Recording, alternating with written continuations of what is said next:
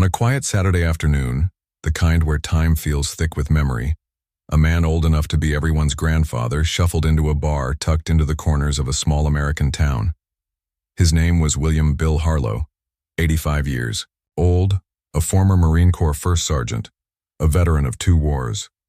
To most who passed him by, he might have looked like just another elderly man. But to those who truly watched him, those who noticed the United States Marine Corps tattoo faded into his forearm, or the way he folded his cloth with military precision, Bill was something more. He was a living monument, built not of stone or steel, but of sacrifice, loyalty, and silent resilience. This was his routine. Every Saturday, Bill returned to the bar he once owned, not for the drink or the company, but to clean. A few quiet swipes of his cloth across worn wooden tables. The act seemed trivial to others, but for Bill it was sacred. It connected him to a past where the bar pulsed with laughter and memory, where his late wife once greeted guests with warmth and familiarity. It reminded him of the life he'd built with his own hands, of the men he'd served with, the ones who didn't make it back, and the ones he still honored with every breath. The world around him had changed. The bar had changed owners. New music played. Younger voices echoed. But Bill, and the cloth in his pocket, remained the same. That day, however, something else changed. The loud rumble of motorcycle engines interrupted the calm like a distant thunderstorm crashing into a cemetery. A group of unfamiliar bikers barged into the bar, their presence loud, hostile, uninvited. Their leather vests didn't bear badges of service or earned honor, but threats, territorial patches, signs of dominance, not dignity. They were confrontational, from the first moment, sucking the air out of the room, making the regulars retreat into silence and shadow. As always, Bill moved quietly, noticing a puddle of spilled beer forming near their table. Without a second thought, like muscle memory from decades of discipline and service, he leaned in with his cloth to clean it. The leader of the group, taller, louder, angrier, stood suddenly. His voice sliced through the murmur like a knife. "This table is mine. Can you not see? You are too old for this." And then without warning, his fist swung, landing square on Bill's cheek. The impact was sickening. The bar went dead silent. Blood ran down Bill's face, but he didn't fall. He staggered. He grabbed at a bar stool. He didn't cry out. No one moved. The bartender looked away. The manager vanished. Not a single person came to his aid. And still, Bill stood. Not out of pride, not out of foolishness, but because that's what Marines do. With a shaking hand, he reached into his coat pocket, not for a weapon, not to defend himself, but for his phone. He opened it and dialed a single number. 1 ring. That's all it took. And then, slowly, he sat back down, blood still trailing his cheek. In that moment, Bill Harlow wasn't just an old man who'd been struck. He was a father, a Marine, and a veteran who had just summoned something more powerful than any bar fight could reckon with. He didn't need to retaliate. He didn't need to raise his voice. Because something was coming, and it would be here in exactly 30 minutes. 85 years is a long time to walk this earth. It weathers the skin, silvers the hair, and quiets the voice. But in the case of William Bill Harlow, those 85 years had not dulled the strength of his spine, nor the clarity of his convictions. On that particular Saturday, as he did every Saturday, Bill returned to a place that was more than just a building.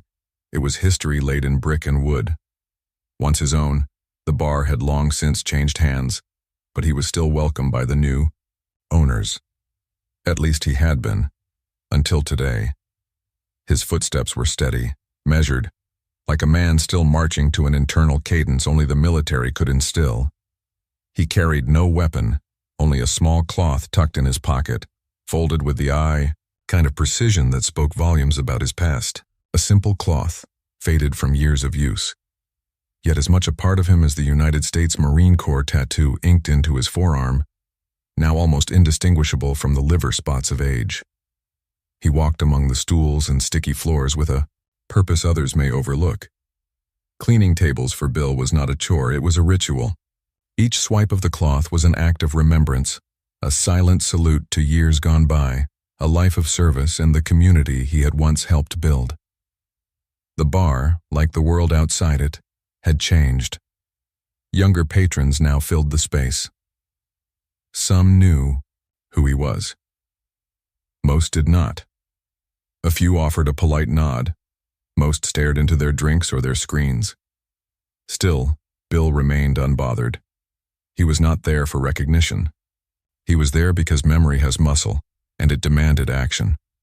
For a man who once commanded troops through foreign jungles and frozen fields, wiping down a bar counter wasn't demeaning, it was grounding. But that peace fractured the moment the door creaked open to reveal a different kind of presence. The group entered like a storm. No respect, no silence, just noise. Bikers, 5 or 6 of them, with chains jangling and boots thudding. Their laughter was loud, hollow. Their eyes scanned the room not to greet but to dominate. Leather vests, adorned with emblems and patches, screamed possession, not tradition. They claimed space, not earned it. The regulars shrank in their seats. The air shifted. Even the music seemed to lower in deference to the unease that accompanied them. Bill, unfazed, continued. He moved toward a table where a glass had been knocked over. Beer spilled across the surface, forming a slow-moving puddle. Without hesitation, he leaned forward, cloth in hand, dabbing the liquid the way he'd done for decades. But the moment his hand touched the edge of that table, the leader of the bikers, a broad-shouldered man with a sneer painted permanently across his face, erupted. "This table is mine. Can you not see?" he barked, his voice cutting through the bar like a blade. "You're too old for this." Before anyone could process what was happening, before a word of warning could be whispered, the biker's fist shot out with brutal efficiency. It landed with a sickening thud. The sound echoed against the wooden walls like a gavel of injustice. The impact sent Bill reeling backward. He collided with a row of stools, his body catching itself only by the instincts of discipline, posture maintained through decades of readiness. Blood streamed from his cheek, but he didn't fall. He didn't cry out. And no one moved to help. The silence that followed was deafening. Patrons averted their gaze. The bartender, a man half Bill's age, turned his back and scrubbed at invisible spots on a clean glass. The manager, once a dishwasher whom Bill had hired years before, simply vanished into the back room.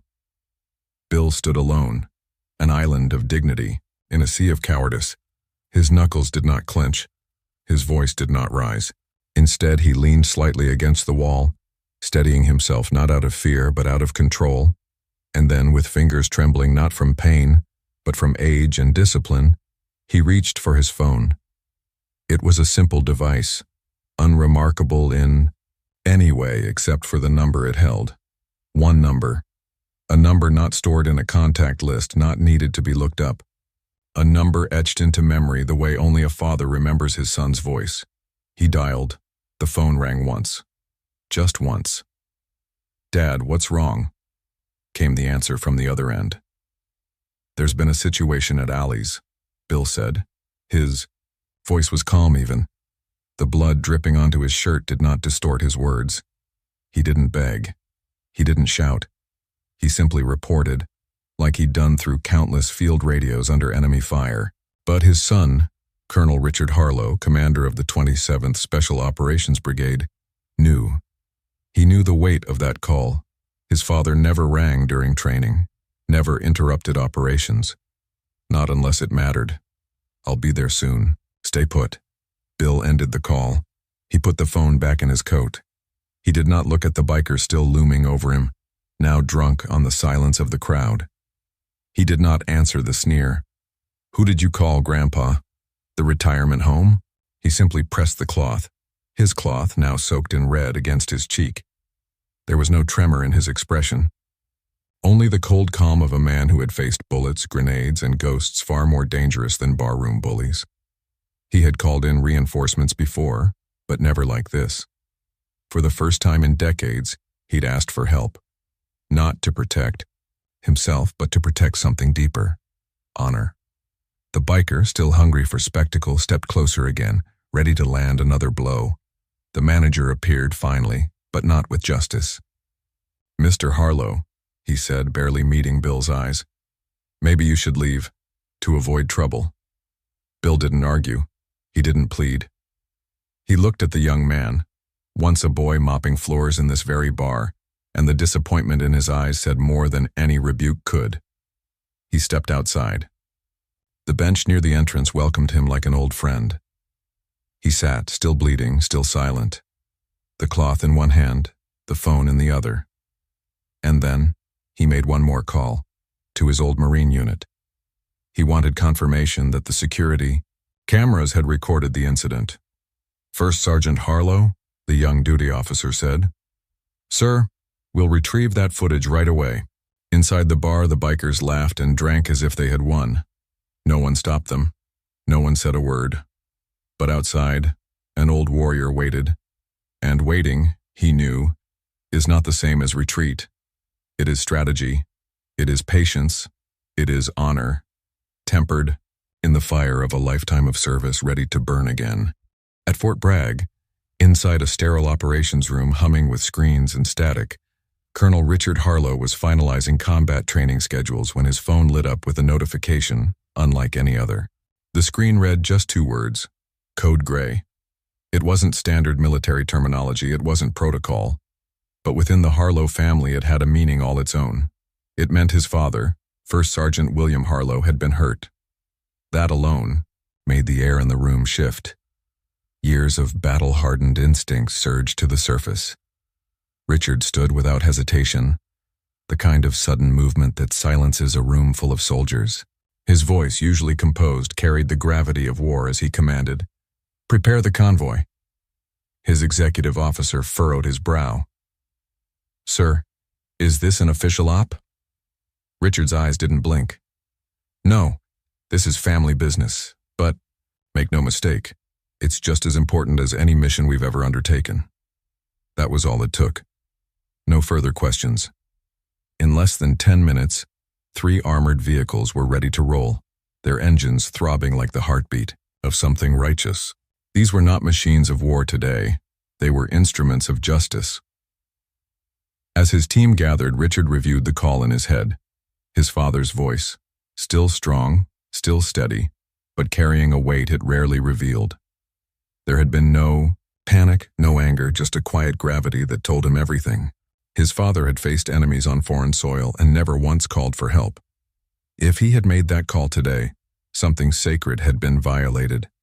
And now, a son, who had once played with G.I. Joes in the living room while his father cleaned his boots, was about to walk into a different kind of battlefield. Meanwhile, outside that bar, Bill Harlow sat still. The blood on his cheek had started to dry, staining his skin in dark crimson lines. He was calm, not because he was unhurt, but because he had seen pain before. He knew that not all battles required fists.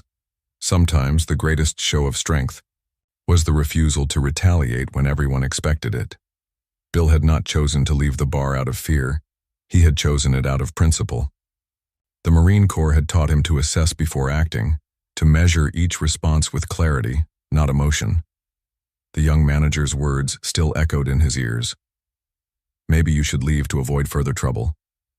Bill hadn't answered, not because he agreed, but because disappointment ran deeper than confrontation. That young man, once a boy under Bill's guidance, had chosen comfort over courage. That choice, the silence, the turning away, was what cut deepest. Because for Bill, battles weren't always fought overseas. They were fought in moments like this, when character is tested in the simplest of actions. Who steps up? Who turns away? Inside, the bikers were laughing. Their victory, as they saw it, was complete. No one had challenged them. No one had raised a hand or even a voice. The old man had walked out. They owned the room now, or so they believed. One leaned over to the other, voice dripping with mockery. "Think he called his bingo club?" The bartender chuckled nervously. Patrons sipped quietly, ashamed to meet each other's eyes.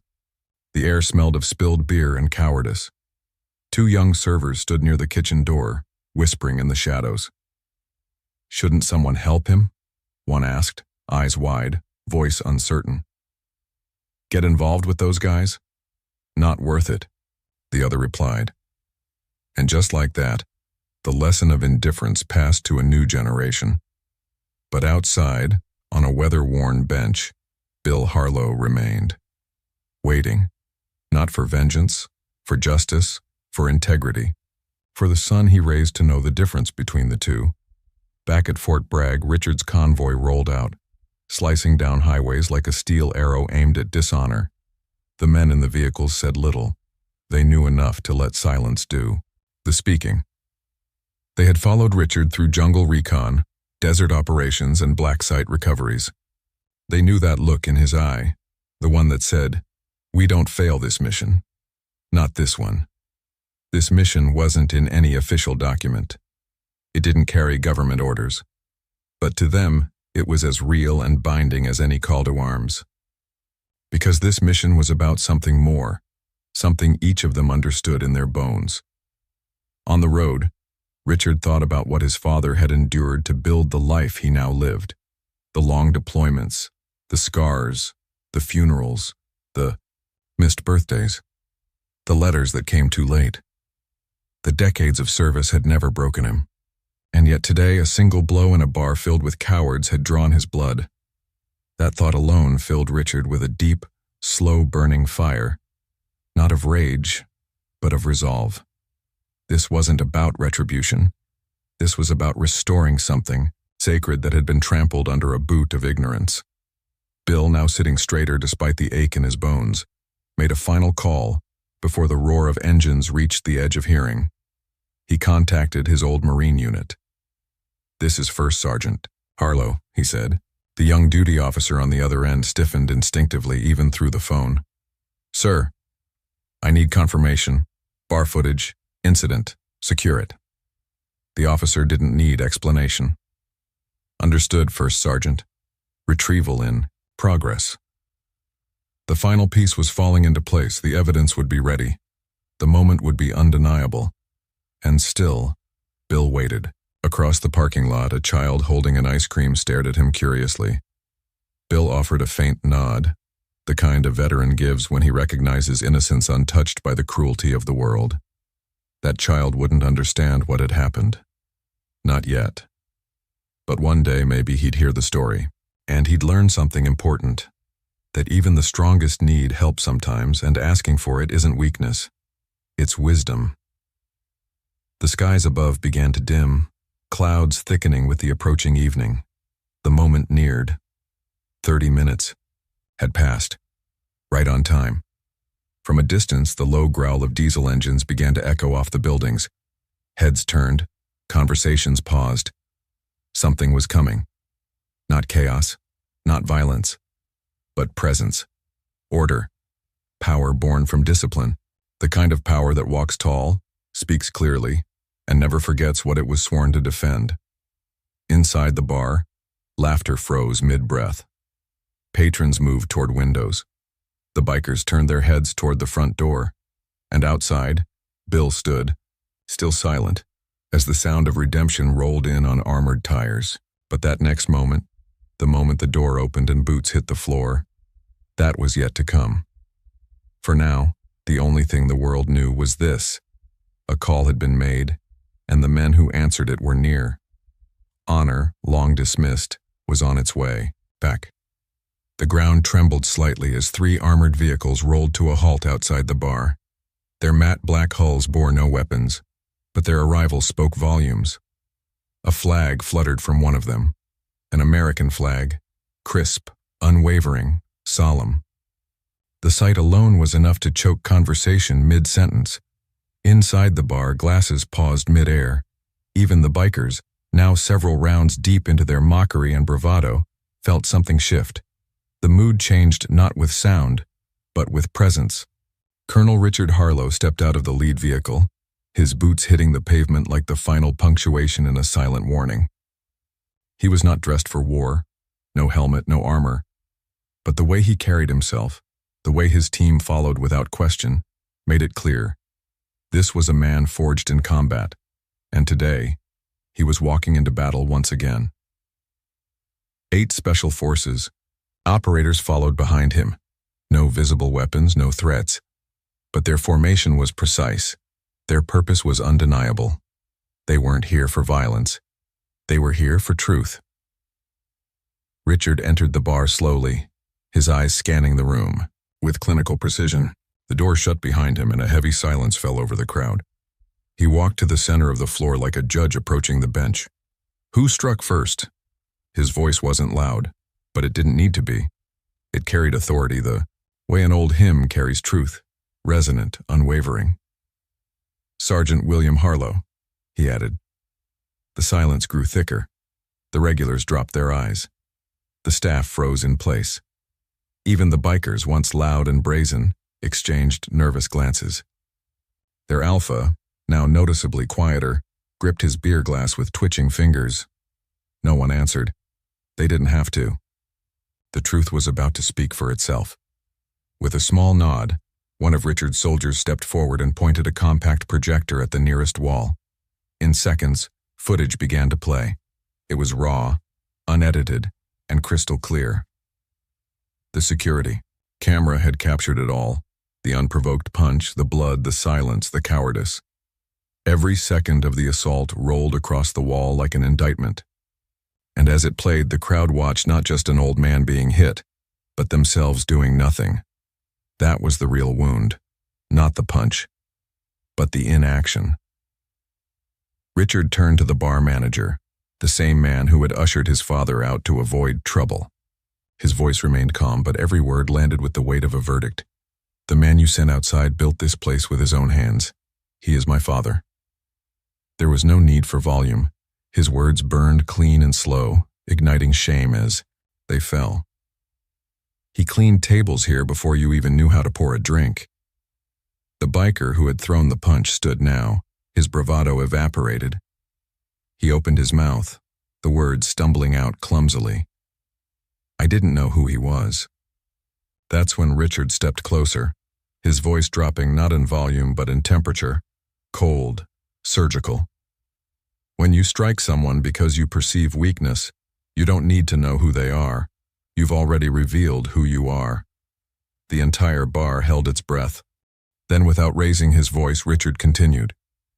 That man you hit has a medal of valor. He pulled 14 wounded Marines to safety under heavy fire in Korea. He attended the funeral of every man who ever served under his command. You didn't hit a retiree.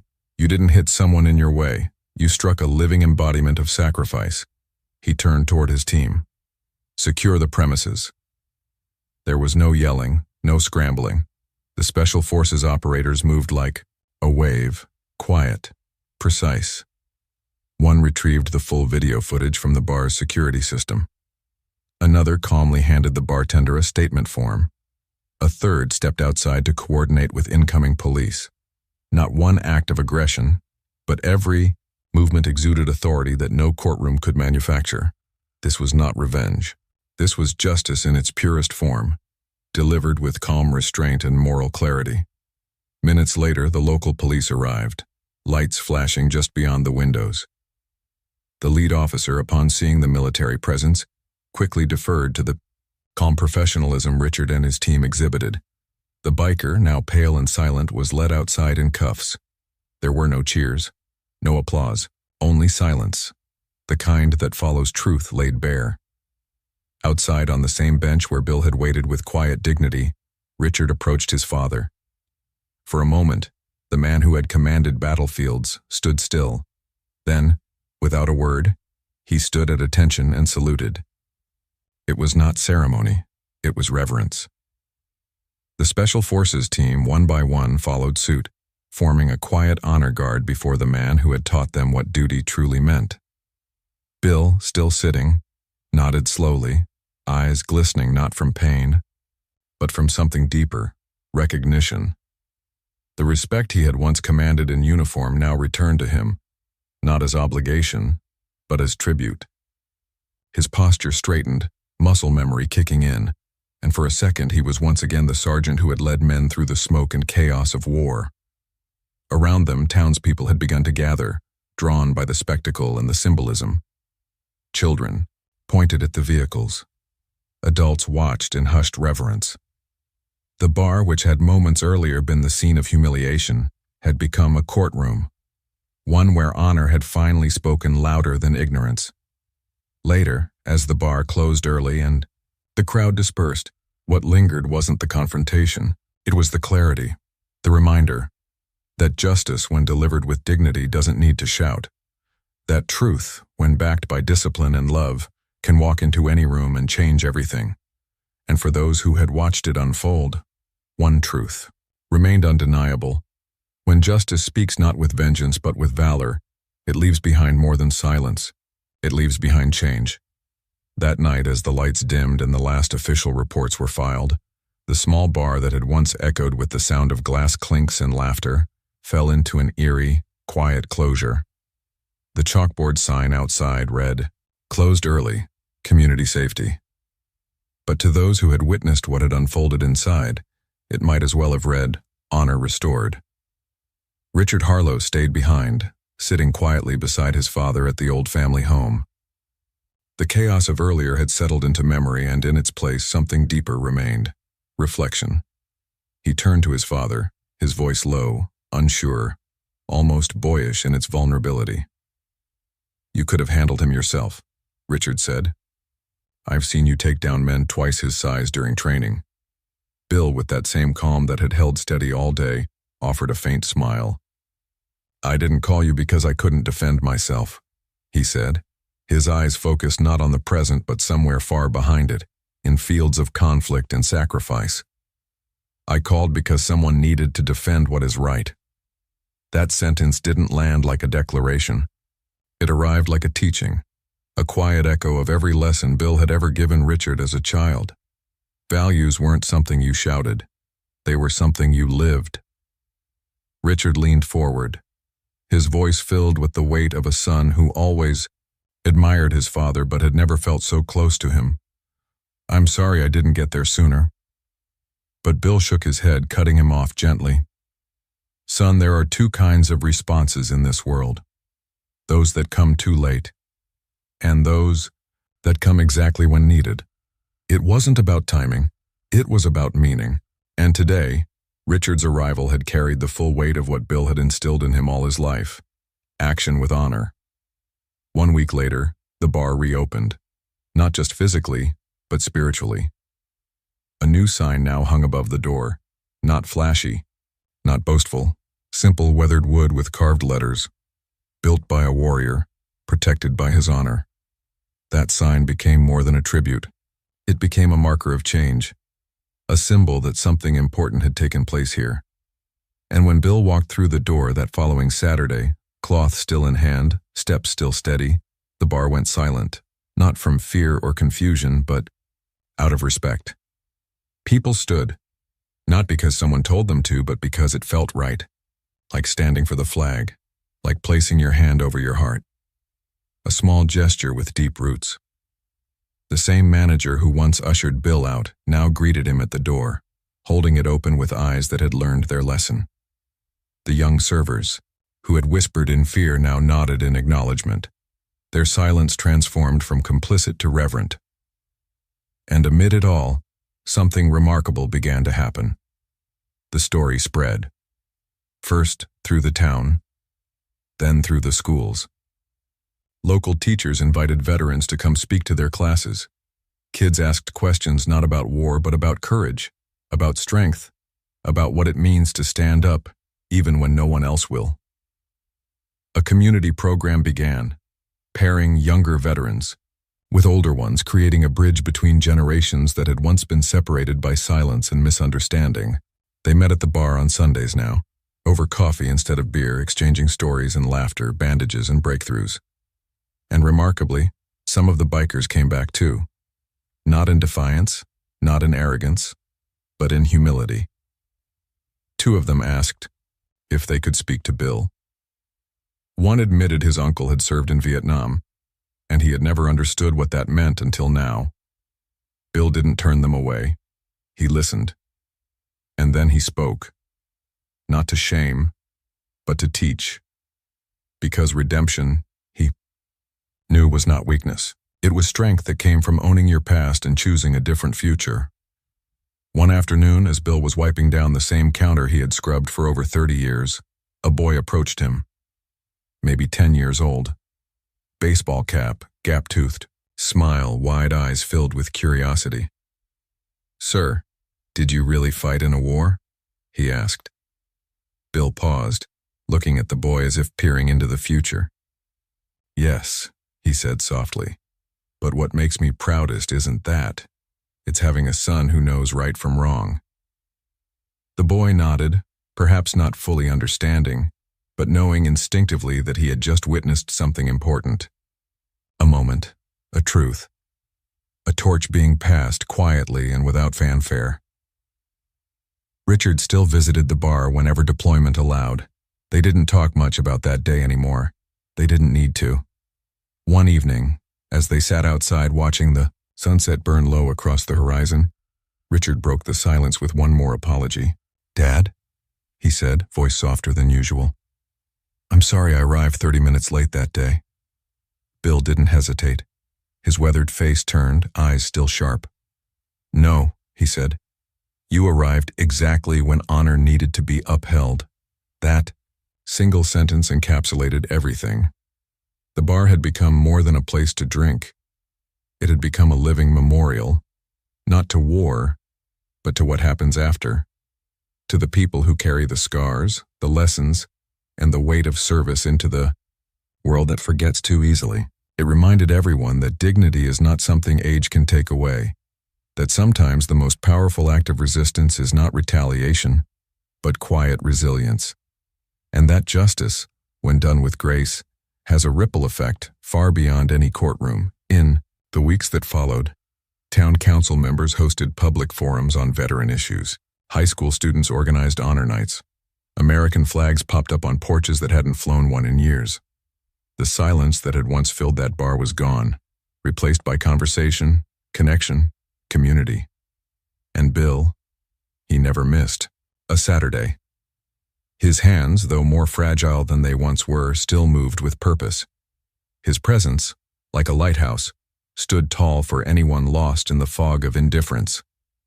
What was once a simple bar was now a sanctuary of second chances, of stories that needed to be told, and of a truth the world had almost forgotten, that when we honor the quiet giants who walk among us, we restore not just their dignity, but our own.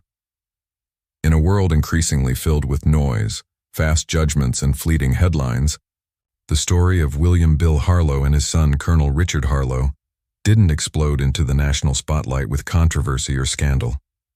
It resonated like a quiet bell tolling truth. A truth about dignity, sacrifice, and how easily our society forgets the weight carried by those who came before. But for one small town, and eventually many beyond it, this story became more than a memory. It became a mirror. Bill never sought recognition. He never posted his service online, never asked for discounts, never needed a round of applause.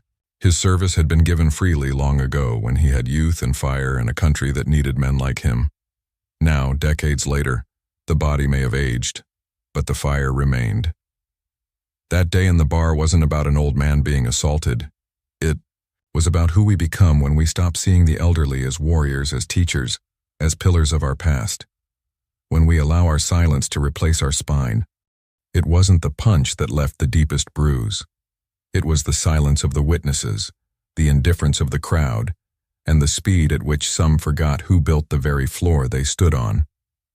But that silence was shattered, first by a phone call, then by the growl of engines, and finally by the truth laid bare through a calm, resolute voice that simply said, "Enough." The aftermath was never about vengeance. Richard Harlow didn't march into that bar to flex military power. He came to show the weight of honor, to remind every person watching that when you raise your hand against someone you think is weak, you expose your own character. And when you stand up for someone who can no longer stand alone, you carry the torch of integrity forward. As the days passed, the story trickled into the lives of those who needed it most. Veterans isolated in their homes heard about it and felt a little less invisible. Young people scrolling through feeds pause just for a moment to consider that respect isn't owed, it's earned and protected. Families talked over dinner tables. Schools invited service members to speak. Communities asked questions they hadn't asked in years. Who are our heroes? How do we treat them? What does it say about us if we stay silent when one is struck? Bill Harlow still visited the bar every Saturday, not out of routine but out of principle. His presence became a weekly ritual, a subtle reminder to everyone there that courage doesn't retire, that age doesn't erase valor. And each week more people greeted him, shook his hand, listened, and learned. One Saturday, a man who had once stood silently in the corner during the assault approached him. He'd been one of the witnesses who'd looked away, too afraid to intervene, but now he came not with excuses but with humility. "I should have stood up," he said simply. Bill nodded, offering no judgment. "You're standing now," he replied. That was always the point. This story wasn't about perfect heroes or flawless responses. It was about what we choose when we're tested, about whether we let fear define us, or if we choose to respond, even if it's 30 minutes later. Because, as Bill said, there are responses that come too late, and those that come exactly when needed. The bar, now more than a gathering place, had become a symbol. Its walls, once echoing with apathy, now carried whispers of change, of healing, of reverence. It stood as a living testament to what happens when honor is upheld, not in a courtroom or a battlefield, but in everyday spaces, where the smallest decisions reveal the deepest truths. And so if you're listening now, whether you're in uniform, out of service, a family member of someone who's served, or simply an American who still believes in values that matter, this is your call to action. Not just to honor those who've worn the uniform, but to live the values they protected, to notice, to intervene, to choose character over convenience, because no 85-year-old veteran should have to defend himself in a public space. But if he ever does, he should never have to do it alone. If this story moved you, if it stirred something in you, don't let it stop at your screen. Share it. Discuss it. Ask yourself and those around you, what would I have done? What will I do next? Time, like, comment, subscribe. Not just to support our project, but to amplify the voices of those who've long gone unheard, because stories like Bill Harlow's deserve to echo, not fade. And honor, once defended, must be carried forward by all of us, together.